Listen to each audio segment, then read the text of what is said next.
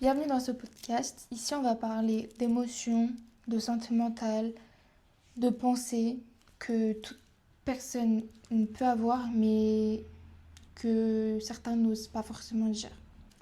Aujourd'hui, j'aimerais parler d'un sentiment assez étrange que certaines personnes connaissent bien. En fait, c'est le moment où tout va bien dans ta vie.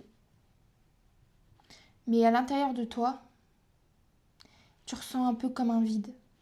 Parfois, t'as un travail, t'as des amis, t'as un entourage, t'as même une relation. De l'extérieur, tout semble aller bien. Mais à l'intérieur de toi, t'as quand même quelque chose comme un vide.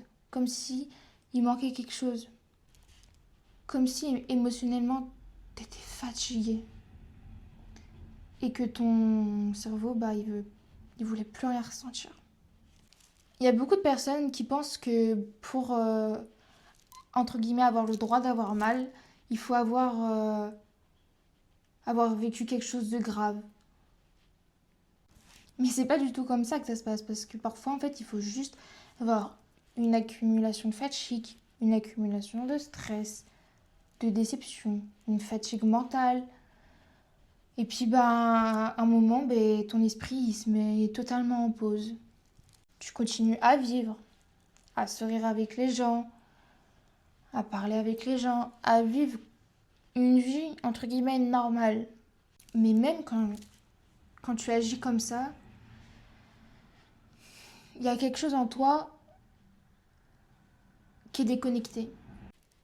Tu te sens un peu déconnecté de tout le monde. Même quand tu es entouré, tu te sens un peu seul. Et on va pas se mentir que quand on ressent ça, beaucoup de personnes se sentent coupables. On a tendance à se dire, mais pourquoi on, pourquoi on est comme ça? Pourquoi on ressent comme ça? On ressent les choses comme ça alors que y a des gens qui vivent pire que nous. Mais il faut se dire que les émotions, c'est pas une compétition, c'est pas celui qui va avoir le plus mal, c'est pas celui qui a vécu le plus de choses, c'est pas celui qui aujourd'hui s'est senti mal alors que toi tu t'es senti bien.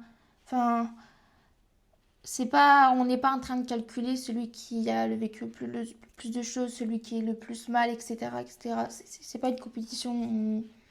Chacun ressent les choses à sa manière, peu importe ce qu'il a vécu. Ta fatigue mentale, elle est complètement valable. Même si parfois, même souvent, personne ne la voit. Et si en ce moment-là, là même, tu ressens ça, sache que tu n'es pas du tout seul. Il y a beaucoup plus de personnes qu'on pense qui vivent ça, mais en plus en étant seul. Et parfois, la première étape pour aller mieux, c'est d'accepter ce qu'on ressent sans se juger et sans se culpabiliser.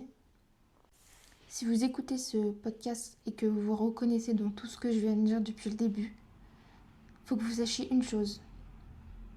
Votre ressenti, il est vraiment réel. Et parler de santé mentale juste en écoutant ce genre de discussion, ça peut déjà être un premier pas. Si vous avez envie de me partager votre histoire, votre expérience, vous pouvez me l'envoyer, même anonymement. Et puis peut-être que par la suite, on pourra en parler dans un prochain épisode.